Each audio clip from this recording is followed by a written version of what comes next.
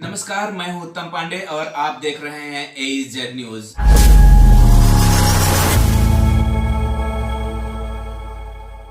पत्रकार समाज का सही आईना दिखाने में सबसे सशक्त माध्यम है, इसलिए पत्रकारिता को लोकतंत्र का चौथा स्तंभ कहा गया है। संसार में पत्रकारों से कोई बात छिपी नहीं है और ना ही कभी छिपेगी। उक्त उद्गार रविवार को पंचायत भवन बड़ा गांव में मसौली पत्रकार संघ के पदाधिकारियों को अंगवस्त्र, डायरी, पेन भेंट कर सम्मानित करते हुए क्षेत्रीय सपा विधायक गौरव रावत ने कही। उन्होंने कहा कि पत्रकार से ज्यादा हिम्मत किसी भी व्यक्ति में नहीं है। हर व्यक्ति घर बैठे सुदूर इलाकों में होने वाली घटना को जानने की कोशिश करते हैं। जहां पर आम लोग नहीं पहुंच पाते हैं, वहां पर भी समाचार कवरेज करने के लिए पत्रकार निसंदेह चले जाते हैं। हम पत्रकारों से अपील करते हैं कि न्यूट्रल होकर काम करें, सम्मान तो मिलेगा ही। सपा विधायक ने कहा कि आज के परिवेश में मीडिया की भूमिका काफी अहम हो गई है, लेकिन उन्हें कई चुनौतियों से जूझना पड़ता है। फिर भी पत्रकार अपने कार्य के प्रति हमेशा सजग रहते हैं।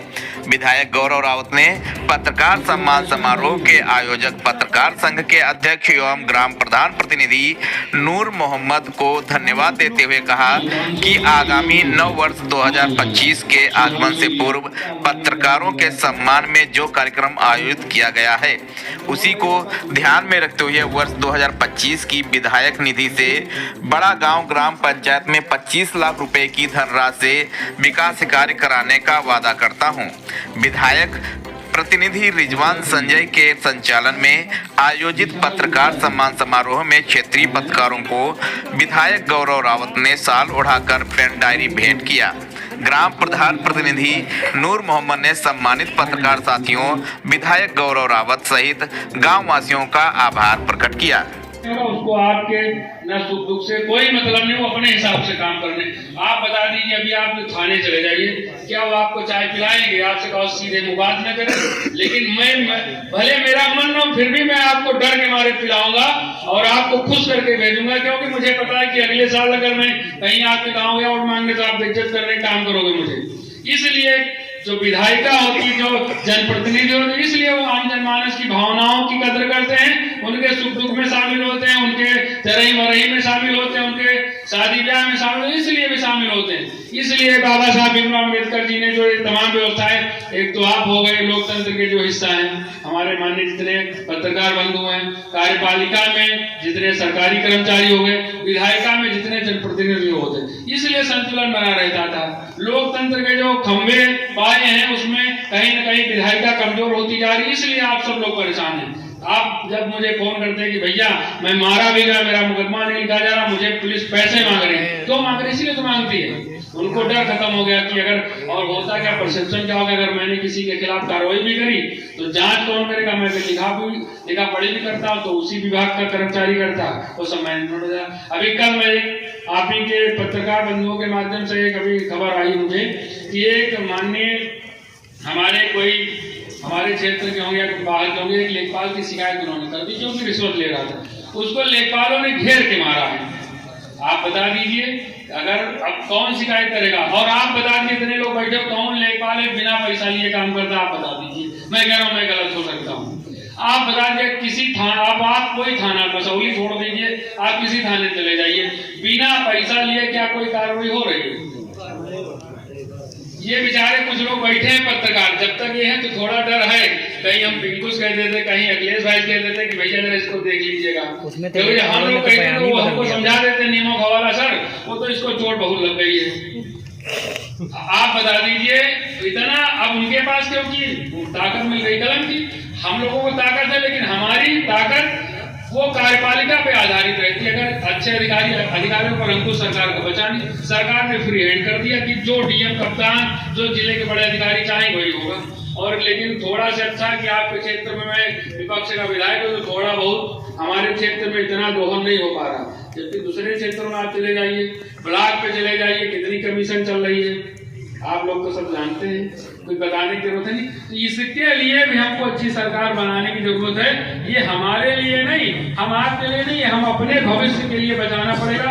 और वास्तव में जो बाबा साहब कल भी हमारी पार्टी के द्वारा जो ये बाबा साहब भीमराव अम्बेडकर जी के खिलाफ उल्टे सीधे जो माननीय गृह मंत्री जी ने, जो देश के गृह मंत्री, उन्होंने उल्टा सीधा जो, मैं नहीं समझता इस तरह के भाषण, इस तरह के वक्तव्य ऐसे जिम्मेदार पद के लोगों को नहीं देना चाहिए।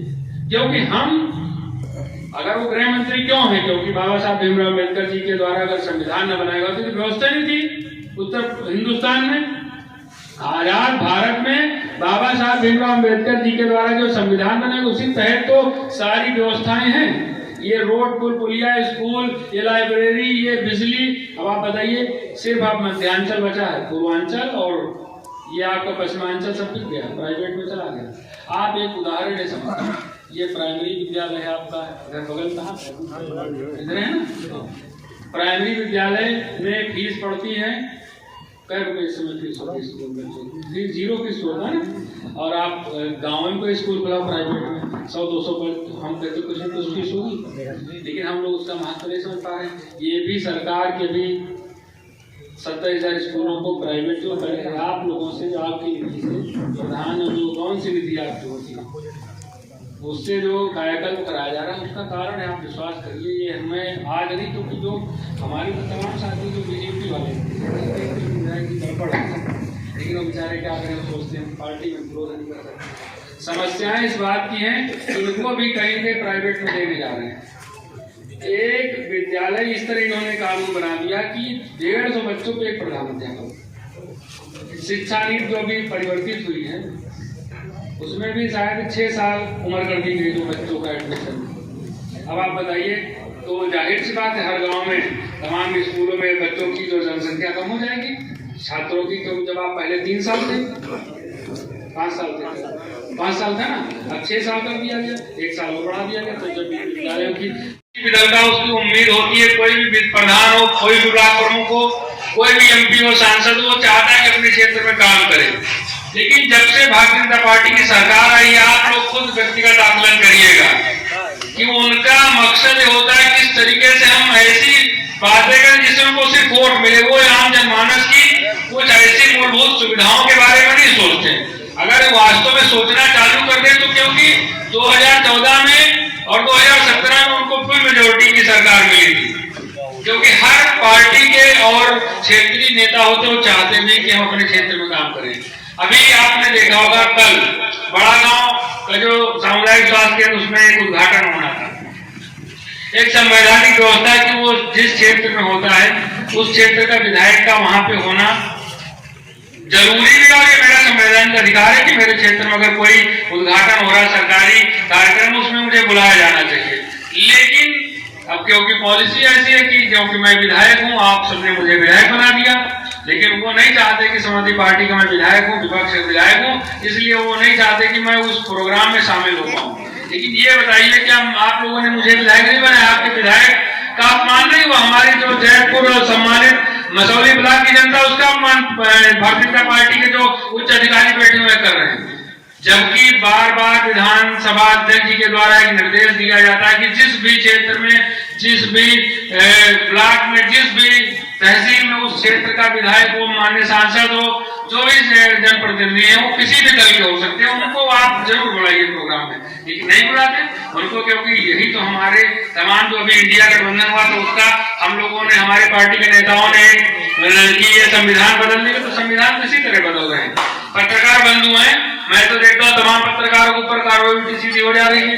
अगर आपने सरकार के मंशा के अनुरूप कार्य नहीं किया तो कहीं आपके खिलाफ कार्रवाई हो जाए। तो हमारा जो अधिकार है, संवैधानिक जो अधिकार मिला बाबा साहब भीमराव अम्बेडकर जी के द्वारा जो बनाया गया, उसी के तहत तो आप पत्रकार हमें विधायक में प्रधान है, ये हमारे ब्लॉक अध्यक्ष है, ये हमारी सम्मानित जनता, इसमें कोई कोटेदार है। जब संविधान नहीं बचेगा, संवैधानिक व्यवस्था नहीं बचेगी, ना आप बचोगे ना मैं बचूंगा। नंबर सबका है, लिखा हुआ है, जान लीजिए।